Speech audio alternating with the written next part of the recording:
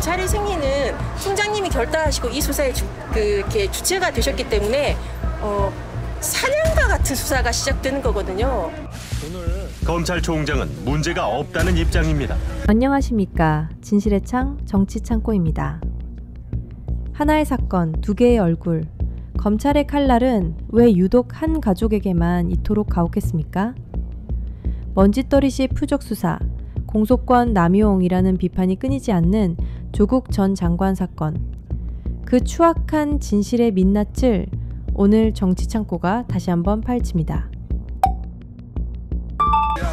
수사는 절차에 따라 진행됩니다. 이게 지금 우리 검찰에서 전 병력을 투입해서 열심히 수사하고 있지 않습니까? 사문서 위조에 대해서. 예, 그러니까 특정인에 대해서는 이렇게 수사하는데 이 검찰의 선택적 수사의 위험성에 대해서 많은 분들이 공감해주지 않을까. 같은 저는 고발인으로서 그 사건의 고발인들이 참 부럽거든요. 2019년 8월 9일 조국 민정수석이 법무부 장관 후보자로 지명됩니다. 그와 동시에 대한민국 검찰의 모든 역량이 그와 그의 가족을 향해 총동원되기 시작합니다. 수사의 명분은 사모펀드 비리 의혹이었습니다.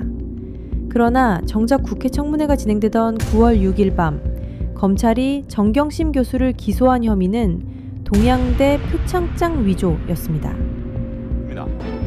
표창장 그 자체가 완전히 가짜다. 지금 며칠 동안에 이 표창장 문제 때문에 얼마나 지금 민심이 들끓고 있습니까? 내 것도 다른데 쟤도 상장이 뭐 대조적인 게 있잖아요. 내 것도 다른데 총장님 잘 상장에 대해서 잘 모르시고 계시는 것 같은데 정확하게 알면 그런 발언을 안 했지 않았을까요? 사모펀드는 어디 가고 뜬금없이 표창장이 등장한 것일까요?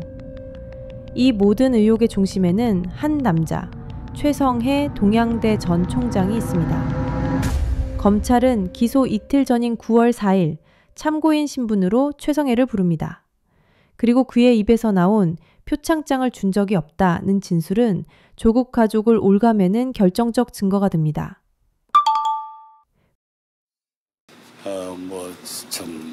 왜냐면 우리 학교 1년 번호를 압니다. 0000 다시 000 이래 나가는데 네네. 그거는 0000 다시 000 다시가 두 번 붙습니다. 그러니까 네. 그걸 딱 보고 내가 알았죠. 근데 그 1년 번호가요, 총장님, 다 제각각이더라고요. 제가 확인을 했는데. 그래서 제각각은 내가 모르게 만드는 거죠. 그거는. 아니, 다른 것도 그런 거 같으면 위조입니다. 그게. 현재 당시 근무했던 교직원들도 지금은 퇴직한 상태에서 사실적 물리적 한계에 봉착하고 있습니다. 총장님 말씀으로는 나온 게 있다고 그런 식으로 이야기를 하셨는데 총장님은 오늘 발표를 하실 것처럼 말씀하셨는데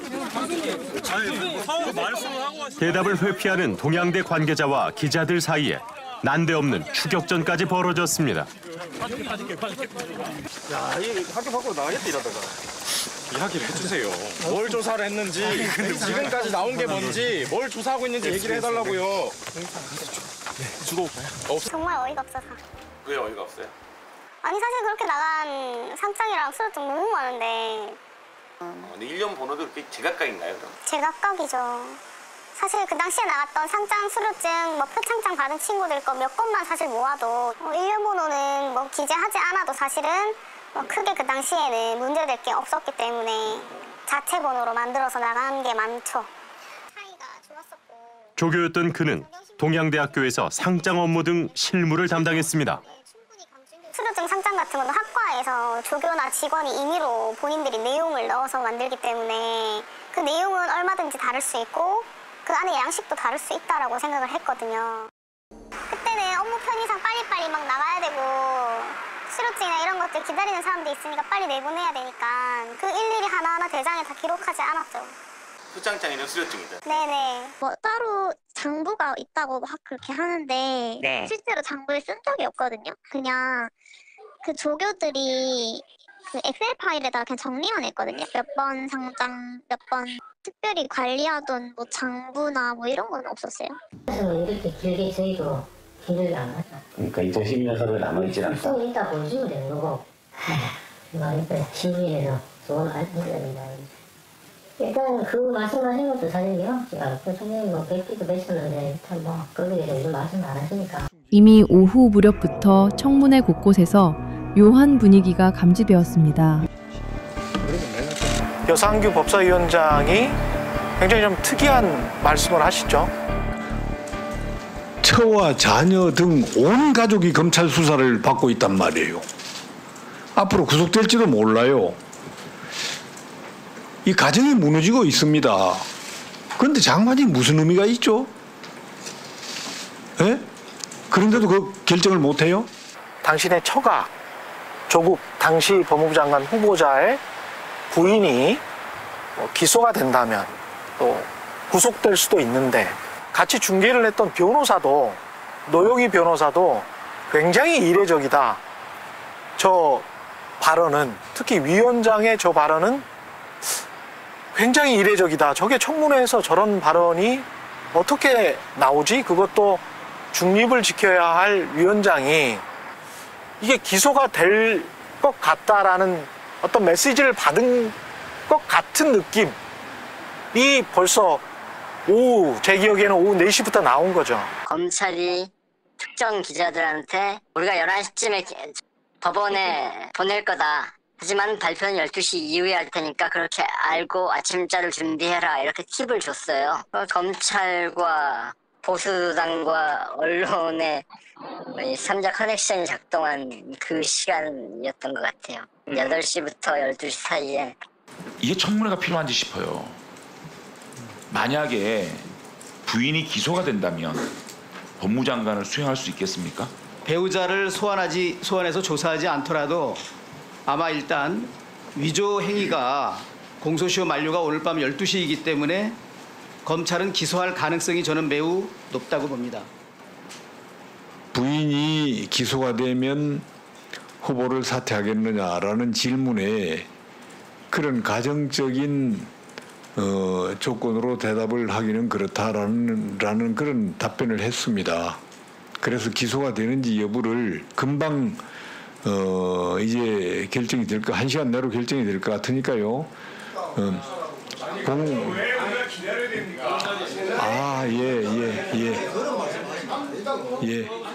밤 10시가 넘자 이미 기소가 확정된 듯 발언은 더욱 노골적이었습니다. 처가 기소되고 본인이 수사를 받고 이런 법무장관이 과연 되겠습니까? 상식적으로 생각합시다. 예. 저는 검찰의 결정은 존중합니다. 제가 하고 싶은 말은 피의자 소환 없이 기소가 이루어진 점에 있어서는 저로서 조금 아쉬운 마음이 있습니다. 물론 검찰의 결정에서는 나름의 이유가 있었을 거라고 생각하고요. 지금부터는 제처는 형사 절차상 방어권을 가지게 될 것이고 향후 재판까지 이어질 것이라고 봅니다. 헌법상 무죄 추정의 원칙이 있는 것이고.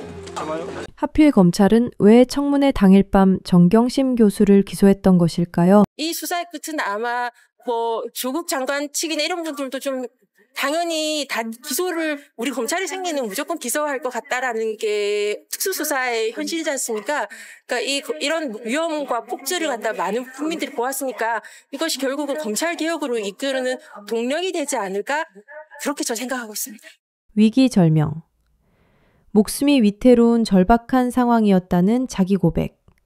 당시 교비 횡령 혐의로 검찰에 고발된 상태였던 최성해.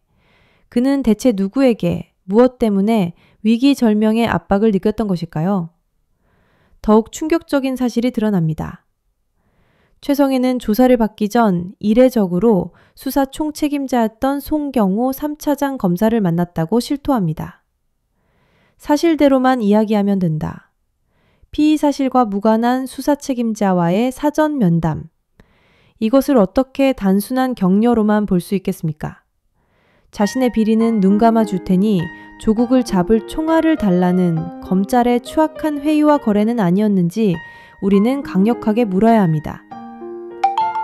결국 검찰이 그토록 떠들썩하게 내세웠던 사모펀드 관련 혐의는 재판 과정에서 상당 부분 무죄로 판단되거나 공모관계가 인정되지 않았습니다.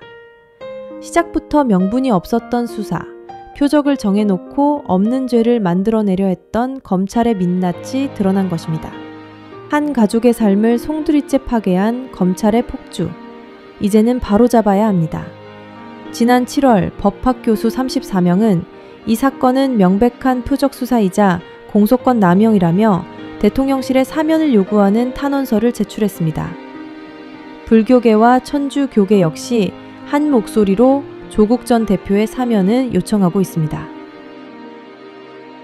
존경하는 정치창고 구독자 여러분, 그리고 깨어있는 시민 여러분. 조국 전 장관에게 씌워진 굴레는 개인의 비극을 넘어 대한민국 사법 정의의 문제입니다.